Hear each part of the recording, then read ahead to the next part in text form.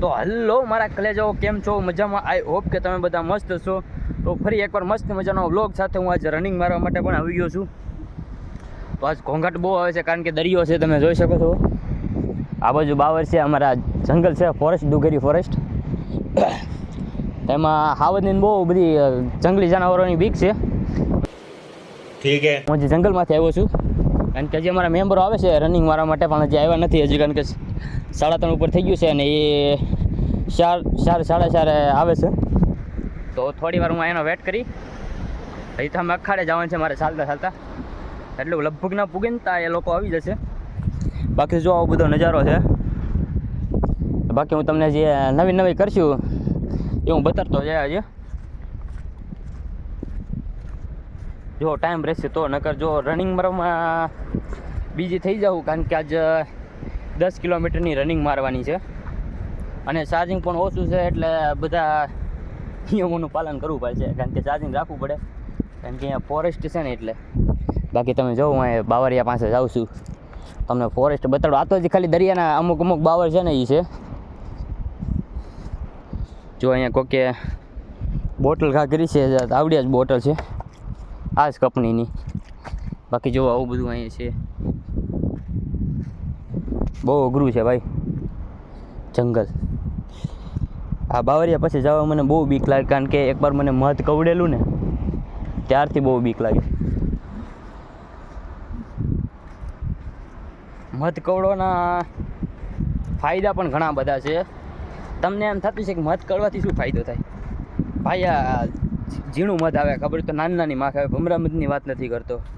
એ કદાચ ને આપણે તાવ આવતો એને કવડી ગયો હોય ને તો આપણે તાવ ઓટોમેટિકલી સારો થઈ જાય. અનુભવ બોલે. બાકી જો તમને દીપડાના સગડ જોવો તો દીપડાના સગડ બતાડું. જોવો આ દીપડાના સગડ છે. આ બાજુ આવેલો છે ને પહેલી બાજુ ગયેલો છે આમ આગળ. બહુ મોટા હગડ છે, તોય આમાં બહુ મોટા ન પડે, કારણ કે આમાં જો ભૂલું છે, આવું ધૂળવાળી છે ને એટલે ઓટોમેટિકલી બુરાઈ જાય છે. બાકી આમાં નાના ક્રેબ હોય છે, જે ખાતા હોય ને ખ્યાલ છે કેવા ક્રેબ હોય. બાકી તો આમાં બહુ બધું તણાઈને આવે છે, તમે જોઈ શકો છો. ઘણો બધો કચરો છે તે આવે છે. જો અહીંયા કે હું રેડબુલ છે કે કઈ કેન છે, બિયર દારૂનું કેન છે. દારૂનું કેન પણ અહીંયા દારૂની બોટલ ને ઘણું બધું ખાલી બધું અહીંયા આવે છે. બહુ નુકસાનકારક છે, કારણ કે અહીંયા અમારે રનિંગ મારવાનું હોય ને ઘણીવાર પગમાં ખૂતી જાય. જો આવી બોટલ હોય ને એ હંધા હેરખા ન હોય, અમુક એવા હોય ને નટખટા હારા, એ બોટલું છે ને આમ ફોડી નાખે છે. અમારે દોડવાનો રસ્તો મેન હોય ને ત્યાં, એટલે પછી ક્યારેક પગમાં સબી જાય તો પછી તમને ખબર જ હોય કે કાચ પગમાં તરત જ ખૂતી જાય છે. ઇન્જેક્શનની સુઈની ઘોડે આવે છે, તરત ખૂતી જાય અને પછી પાક ને એવું બધું પડે, એટલે તમને ખ્યાલ જ હોય એવું બધું. બાકી જો હવે ઘડીક અહીંયા વેટ કરી લઈ, આવવાના ઓલી બાજુ છે એટલે ખ્યાલ પડશે. બાકી હું તમને આગળ કંઈક બતાવતો જાય. રનિંગ મારી એ તો હું તમને નહીં બતાવી શકું, કારણ કે બધા રનિંગ મારવાના છે, કેમેરામેન વાળો કોઈ છે નહીં. બાકી જો અહીંયા ઘડીક વાર ખાવાનો છે આપણે મસ્ત મજાનો. પેલા બધ જોઈ લો. ના ભાઈ કપલેટ જ છે, મધ બધ નથી. રેડી?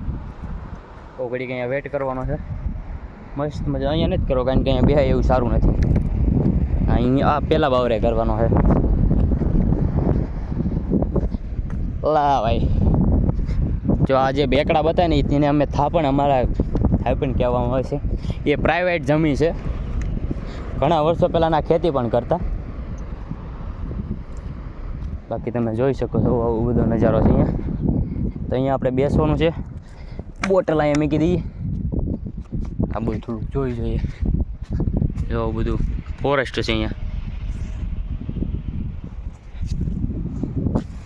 બાકી જો પવન સરખ્યું.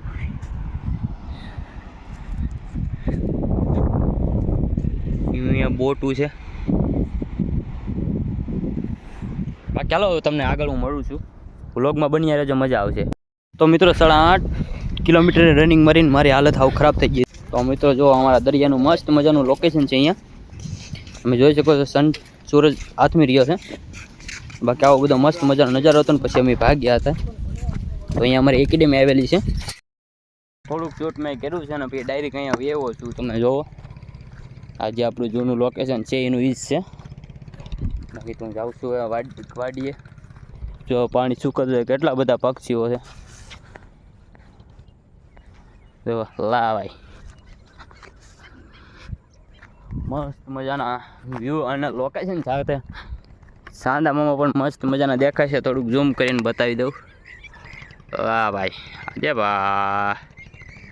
ભાઈ સાંદા દેખો યાર.